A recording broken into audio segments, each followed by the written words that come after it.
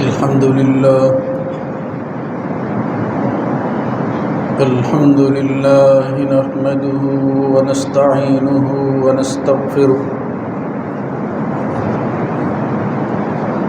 ونعوذ بالله من شرور أنفسنا ومن سيئات أعمالنا من يهده الله فلا مضل له ومن يضلل فلا هادي له وأشهد أن لا إله إلا الله وحده لا شريك له وأشهد أن محمدًا عبده ورسوله اللهم صل على محمد وعلى آل محمد كما صليت على إبراهيم وعلى آل إبراهيم إنك حميد مجيد اللهم بارك على محمد وعلى آل محمد كما باركت على إبراهيم وعلى آل إبراهيم في العالمين إنك حميد مجيد أما بعد فإن خير الحديث كتاب الله وخير الهدى هدى محمد صلى الله عليه وآله وسلم وشر الأمور محدثاتها وكل محدثة بدعة وكل بدعة ضلالة وكل ضلالة في النار ربي أعوذ بك من همزات الشياطين من همزه ونفخه ونفثه يا أيها الذين آمنوا اتقوا الله حق تقاته ولا تموتن إلا وأنتم مسلمون يا أيها الناس اتقوا ربكم الذي خلقكم من نفس واحدة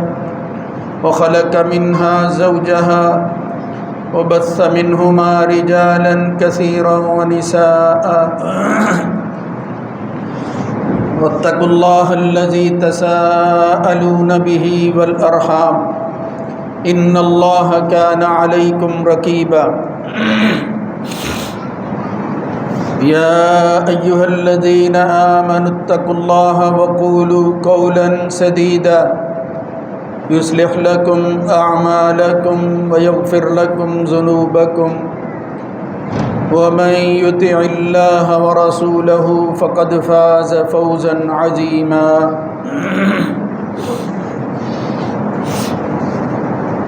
رب اشرح لي صدري ويسر لي أمري واحلل عقدة من لساني يفقه قولي إنما يريد الله ليذهب عنكم الرجس أهل البيت ويطهركم تطهيرا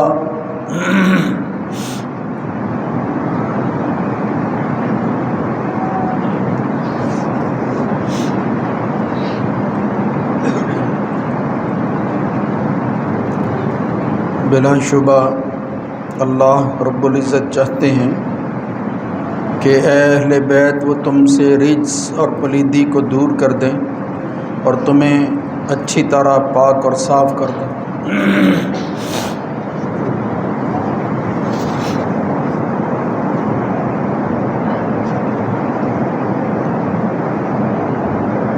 اللہ رب العزت کی حمد و ثنا کے بعد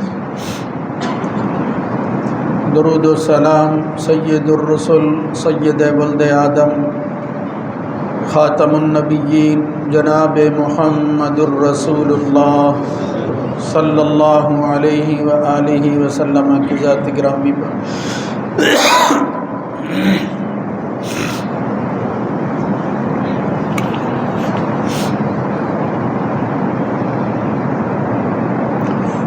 پچھلے خطبہ جمعہ میں اہل بیت کے تعارف کے حوالے سے چند ابتدائی چیزیں آپ حضرات کے گوش گزار کی گئی، جس کا خلاصہ یہ ہے کہ مسلمانوں کی دو جماعتیں اور گروہ اس مسئلہ میں جو اپنا موقف رکھتی ہیں، ان میں ایک تشیع کا موقف ہے، اہل شیعہ یا شیعہ کہلانے والے لوگ، یا علمی اصطلاح کے اندر امامیہ کا موقف ہے۔ امامیہ سے مراد وہ لوگ ہیں جو نبی کریم صلی اللہ علیہ وآلہ وسلم سے لے کر قیامت تک ہدایت کے ذرائع میں سے بڑا ذریعہ وہ اماموں کو سمجھتے ہیں۔ ان کا خیال یہ ہے کہ امام کی موجودگی ایمان کے لیے ضروری ہے، ہدایت کا منبع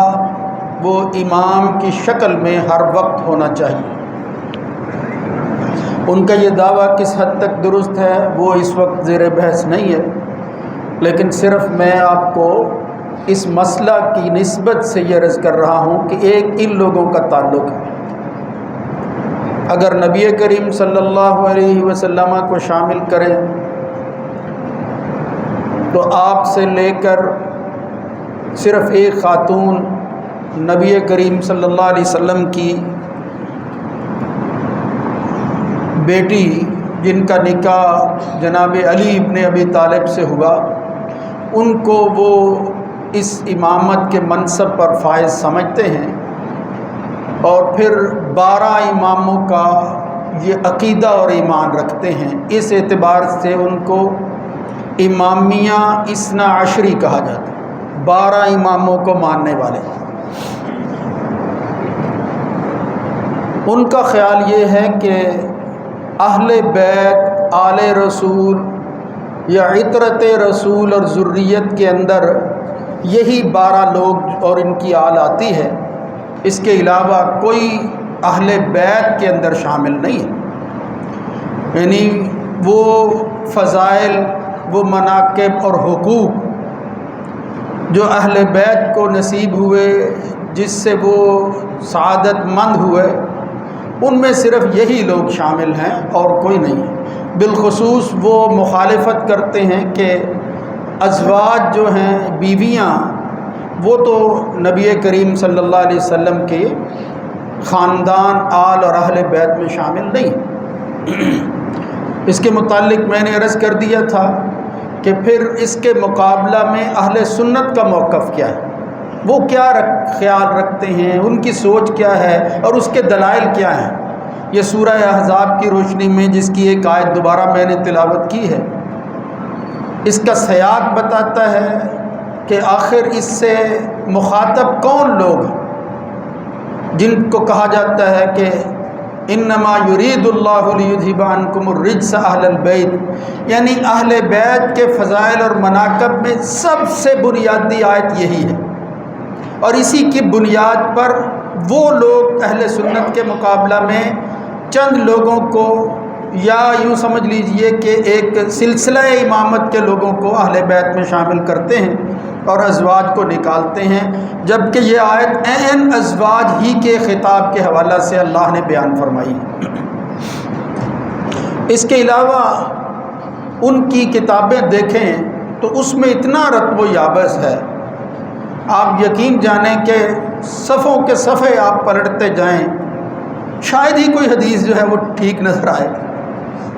وہ بھی اماموں کی حد تک، ورنہ اس میں ضعف، کمزوری اور اس قدر من گھڑت باتیں ہوتی ہیں کہ جس سے اگر انسان جو ہے وہ پڑھے اور نتیجہ اخذ کرے اور مان لے تو پھر ایک دین بیزاری پیدا ہو جاتی ہے کہ یہ آخر شخصیات پر مبنی دین کیا دین ہے؟ تو یہ جھوٹ ہے۔ جن ائمہ کی طرف بھی وہ چیزیں منسوب ہیں، ان کی کوئی حقیقت نہیں ہے۔ بہترین ذخیرہ اہل سنت کے ہاں رجال کی روشنی کے اندر ان لوگوں کی پرکھ اور زندگی کے حالات کو دیکھنے کے حوالہ سے موجود ہے، اور ان میں بھی صحاح ستہ کی 6 کتابیں بہترین کتابیں ہیں۔ لہذا ہم افراد تفریط اور غلو سے بچ کر اہل بیت کے بارے میں بالکل جو صحیح عقیدہ ہے، جو احادیث سے معلوم ہوتا ہے، قرآن مجید کی جو اصل تشریح اور توضیح ہے، اگر وہ لیں اور پھر نتیجہ اخذ کریں اور اس مسئلے کو سمجھنے کی کوشش کریں، تو یوں معلوم ہوتا ہے کہ وہ اہل بیت جن کا یہاں تذکرہ ہے ان میں ازواج شامل ہیں۔ وہ اہل بیت سکنا کے اعتبار سے میں نے 3 قسمیں بتائی تھیں۔ پھر اس کے بعد رسول اللہ صلی اللہ علیہ وسلم نے خود کچھ لوگوں کو، اپنے قریبی لوگوں کو، حسن، حسین، فاطمہ اور علی کو ایک چادر کے نیچے لے کر اللہ سے دعا کر کے پھر یہ کہا کہ ان سے بھی اسی رجس کو دور کر دو جس طرح ازواج کے حوالہ سے آپ نے قرآن مجید میں بیان کیا، اذہب عنہم الرجس وطہرہم تطہیرا۔ یہ حدیث کے الفاظ ہیں جو رسول اللہ صلی اللہ علیہ وسلم نے بیان کیا۔ اس کے حوالہ سے ایک بڑی مستند روایت صحیح مسلم میں جناب زید ابن ارقم کی آتی ہے، جس کا حوالہ بھی میں نے دیا تھا، مگر اس کے آخر میں حسین ابن صبورہ نے پوچھا جناب زید ابن ارقم سے کہ اہل بیت کون ہوتے ہیں؟ یہ صحیح مسلم میں 2-3 الفاظ کے ساتھ روایت آتی ہے۔ ایک روایت میں ہے کہ پوچھا کیا ازواج، بیویاں اہل بیت میں شامل نہیں ہوتی؟ تو انہوں نے کہا کہ بیوی کا معاملہ تو یہ ہے کہ ان تکون المرأة مع الرجل ثم يطلقها فترجع الى ابيها وقومها۔ بھئی اس کا تعلق جو ہے وہ بنتا ہے اور ٹوٹ بھی جاتا ہے، بیوی کا تعلق بن بھی جاتا ہے، ختم بھی ہو جاتا ہے۔ لہذا وہ جب ختم ہوتا ہے طلاق کی شکل میں اپنے باپ اور قوم کے پاس پہنچ جاتی ہے، پھر کوئی تعلق نہیں رہتا۔ یہ کہا زید ابن ارقم نے۔ دوسری روایت میں ہے، وضاحت آتی ہے جس میں پوچھا حسین ابن صبورہ نے کہ کیا الیس نساؤہ من اہل بیتی، یہ جو حضور کی بیویاں ہیں، یہ جو عورتیں ہیں، یہ اہل بیت میں شامل نہیں ہیں؟ تو فرمایا نساؤہ من اہل بیتی، آپ کی وہ عورتیں آپ کے اہل بیت میں ہیں، لیکن چونکہ وہ اہل بیت کے حوالہ سے قرآن مجید میں آ گئی، ان میں کوئی شک نہیں ہے۔ اضافی طور پر نبی کریم صلی اللہ علیہ وسلم نے جن اہل بیت کا تذکرہ کیا ہے وہ لوگ ہیں جو اب بچ گئے ہیں، یعنی حضور کے بعد، اور پھر ان کی وضاحت کرتے ہوئے کہا الذین حرموا الصدقۃ علیہم، یا فرمایا من حرم الصدقۃ بعدہ، جس پر جو ہے وہ صدقہ حرام ہو گیا نبی کریم صلی اللہ علیہ وسلم کے بعد۔ پھر اسی نے پوچھ لیا راوی نے، وہ حسین ابن صبورہ نے، کہ بھئی وہ کون لوگ ہیں؟ تو پھر وضاحت کرتے ہوئے زید ابن ارقم نے کہا ہم آل علی، آل عقیل، آل جعفر و آل عباس، یعنی حضور کے بعد یہ سلسلہ چلا ہے کہ ایمان کی حالت میں جو آل اور اہل آگے بڑھی ہے ان میں علی، عقیل، جعفر اور عباس کی اولاد ہے۔ یہ وہ لوگ ہیں جن پر صدقہ حرام ہے، یعنی ایک بڑی نشانی بتا دی کہ محمد الرسول اللہ صلی اللہ علیہ وسلم اپنی زندگی میں یہ کہا کرتے تھے، جب کوئی صدقے کا مال آتا، جس طرح ایک واقعہ آتا ہے اس کی طرف اشارہ میں کرتا ہوں، صحیح روایتوں میں آتا ہے کہ صدقے کے مال میں سے حضرت حسن حسین کھیلتے ہوئے کچھ منہ میں انہوں نے کھجور ڈال رہی، محمد الرسول اللہ صلی اللہ علیہ وسلم نے پکڑ کر نکال دی، فرمایا انما ہی اوساخ الناس لا تحل لمحمد ولا لآلہ، یہ تو لوگوں کی میل کچیل ہے، یہ محمد و آل محمد کے لیے حلال نہیں ہے۔ تو فرمایا یہ وہ لوگ ہیں جن پر صدقہ حرام ہے۔ یہ ایک بڑی سی بات اشارہ کے لحاظ سے اور پھر بات کو سمجھنے کے لیے زید ابن ارقم نے بیان کر دی، لیکن اس کا یہ مطلب نہیں ہے کہ یہ صدقہ جو ہے یہ ازواج کے لیے حلال تھا، کوئی ایسی وجاہت نہیں، بلکہ اس کے مقابلہ میں وہ جو تعلق ہے جس کے متعلق پہلے میں عرض کر چکا ہوں، اس کی نسبت سے اور قرآن مجید کی آیات کی روشنی میں ازواج جو ہیں وہ بیت سکنا میں شامل ہیں، اور ان فضائل میں شامل ہیں جو اہل بیت کے متعلق وہ اللہ اور اس کے رسول نے بیان کیے ہیں۔ ازواج کو اہل بیت میں سے نکالا نہیں جا سکتا کسی بھی اعتبار سے۔ ایک روایت آتی ہے صحیح ابن حبان میں، سلسلہ صحیح میں شیخ البانی نے بھی ذکر کی ہے، وہ کہتے ہیں کہ خالد بن سعید نے ان خالد بن سعید بعث الی عائشہ ببقرۃ من الصدقۃ، گائے صدقے میں یعنی ذبح کی حضرت عائشہ کی طرف بھیج دی، تو حضرت عائشہ کہتی ہیں انا لا ناکل الصدقۃ، انا آل محمد لا ناکل الصدقۃ، اس طرح کے الفاظ آتے ہیں دونوں طرح، یعنی یہ تم صدقہ بھیج رہے ہو، ہم آل محمد جو ہے یہ صدقہ نہیں کھاتے، یہ فرمایا حضرت عائشہ رضی اللہ تعالیٰ عنہ نے۔ اور پھر بے شمار ایسی روایتیں ہیں، مثلا وہی کتاب الرقاق وغیرہ کی جو حدیث ہے، مطلب آیات کے علاوہ یہ حدیثوں کی بات میں کر رہا ہوں، جس میں فرمایا خود نبی کریم صلی اللہ علیہ وسلم فرمایا اللہم اجعل رزق آل محمد قوتا، یا اللہ آل محمد کا رزق بقدر کفاف، گزارا ہو، بہت زیادہ مال کی ضرورت نہیں ہے، بس ضرورتیں پوری کریں، وہ رزق آل محمد اتنا ہونا چاہیے۔ اب یہ آل محمد کا رزق، یہ اس سے مراد کون ہے؟ یعنی حضور کے ہاں جو کھانا کھاتے تھے، جن کو رزق دیا جاتا وہ کون تھی؟ وہ حضور کی ازواج تھی، بلکہ ایک روایت کے اندر بالکل واضح لفظ آتے ہیں جس میں نبی کریم صلی اللہ علیہ وسلم کے صحابی وہ بیان کرتے ہیں کہ رسول اللہ صلی اللہ علیہ وسلم کے ہاں کبھی 2 دن متواتر ایک ہی کھانا نہیں پکا، یعنی ایسا نہیں ہوا کہ گوشت جو ہے وہ پک رہا ہو، جو کی روٹیاں جو، بلکہ وضاحت فرمائی کہ ما شبیہ آل محمد، آل محمد صلی اللہ علیہ وآلہ وسلم نے کبھی سیر ہو کر من خبز شعیر یومین متتابعین حتی قبض رسول اللہ صلی اللہ علیہ وسلم، 2 دن تک مسلسل جو جیسی روٹی نصیب ہو، یہ آل محمد کو نصیب نہیں تھی۔ یعنی آپ اندازہ کریں، ایک تو یہ حضور کی زندگی اور گھر کا پتہ چلتا ہے، دوسرا اس مسئلے کی وضاحت ہوئی کہ اس سے بھی مراد آل محمد سے حضور کی ازواج ہے۔ یہ اس کی مزید دلیل جو میں کہہ رہا ہوں وہ کیا ہے؟ اسی جگہ وہاں آتا ہے وَإِنَّ عِنْدَهُ لَتِسْعُ نِسْوَةٍ، یعنی حضور کے آل کے اندر کبھی 2 دن مسلسل ایک کھانا وہ سیر ہو کر ان لوگوں نے نہیں کھایا، حالانکہ محمد الرسول اللہ صلی اللہ علیہ وسلم کے گھر کے اندر 9 بیویاں موجود ہیں۔ وَإِنَّ عِنْدَهُ لَتِسْعُ نِسْوَةٍ، اس سے کیا معلوم ہوا کہ آل محمد کے اندر ازواج شامل ہیں، اسی لیے تو کہا جا رہا ہے کہ آل محمد، اور پھر 9 بیویوں کا ذکر کیا۔ لہذا یہ دلائل اگر دیکھے جائیں تو پھر تعصب کی نگاہ سے ہٹ کر یہ اینک اتار کر آدمی دیکھے تو پھر جو صحیح مسئلہ ہے، جو مسئلے کو سمجھنے کی ذہنیت لے کر آدمی قرآن و سنت کا مطالعہ کرے گا، وہ اس نتیجہ پر پہنچے گا جس کا میں نے 3 صورتوں کے اندر جو ہے وہ بیان کر دیا تھا۔ اب ان کے فضائل اور حقوق کے حوالے سے بے شمار چیزیں ہیں، آج کچھ موسم بھی اسی طرح کا ہے، میں چاہتا ہوں کہ اسی بات کو یہاں ختم کر دیا جائے کہ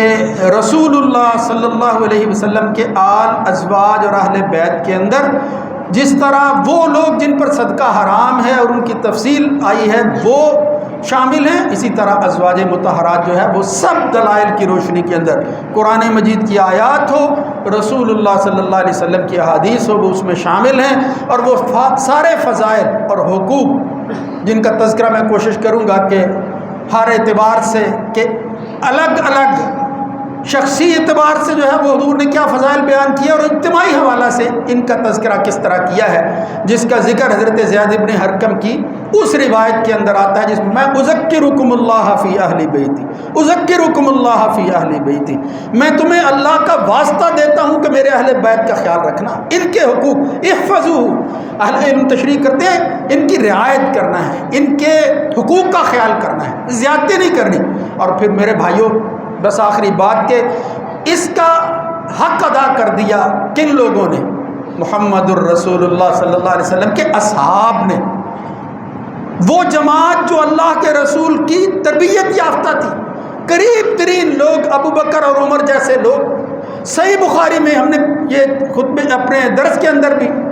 وہ چند دن پہلے جو ہے وہ روایتیں پڑھی، ابو بکر صدیق کہتے ہیں ان اہل بیت کے حوالہ سے ارقبوا محمدا فی اہل بیتی صلی اللہ علیہ وآلہ وسلم، اور محمد کا لحاظ رکھنا ہے تو اب ان کے اہل بیت کے حوالہ سے رکھو، بلکہ ایک جگہ تو لفظ آتے ہیں، صحیح بخاری اور مسلم دونوں میں روایت ہے، والذی نفسی بیدی، میں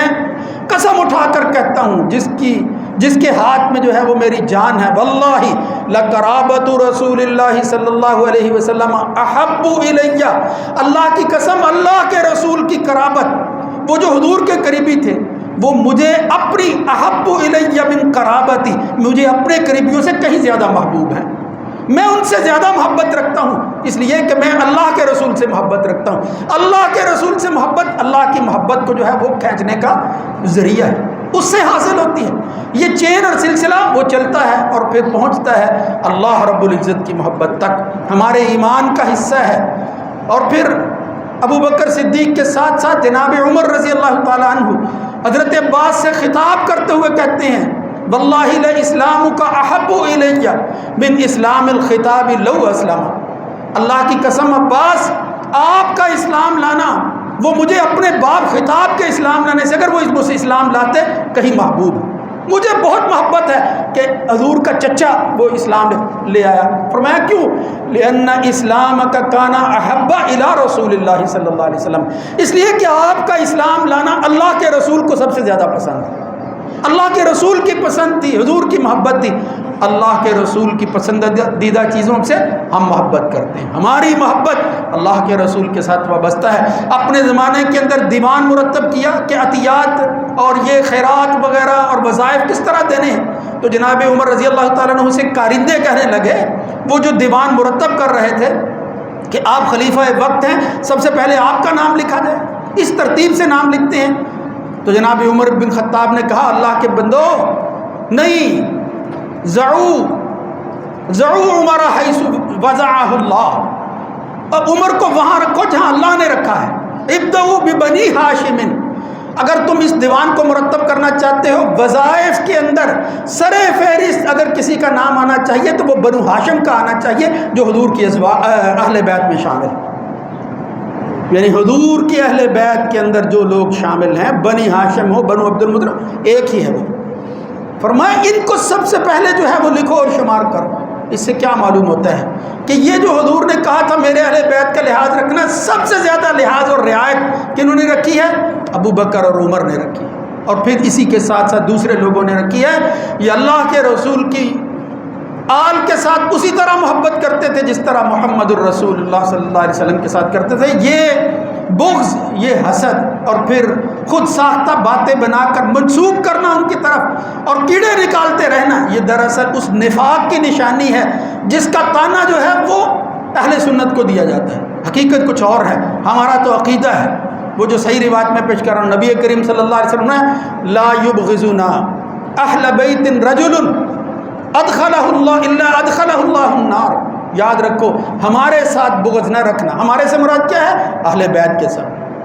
کوئی ہم میں سے اہل بیت میں شامل ہو، رسول اللہ صلی اللہ علیہ وسلم میں، اور پھر ان میں سے انفرادی طور پر یا اجتماعی لحاظ سے کوئی بندہ جو ہے وہ ان سے بغض رکھے، تو اس کا نتیجہ کیا ہے؟ ادخلہ اللہ النار، اس بغض اہل بیت کی وجہ سے اللہ تعالیٰ اس کو جہنم کا ایندھن بنا دے گا۔ یہ کوئی معمولی بات نہیں ہے، ایمان کا جز ہے، اور ہم اس کو اسی طرح لیتے ہیں۔ اس ایمان کو بچانے کے لیے اور اس جہنم سے اپنے آپ کو محفوظ رکھنے کے لیے اہل بیت اور آل رسول سے اور اطرت رسول سے محبت کرنا اور ان کے حقوق اور فضائل کو ماننا وہ ہمارے ایمان کا حصہ ہے، اور ہم اس کو تسلیم کرتے ہیں۔ اللہ رب العزت اس مسئلے کو سمجھنے کی توفیق عطا فرمائے۔ اقول قولی ھذا استغفر اللہ لی ولکم ولسائر المسلمین۔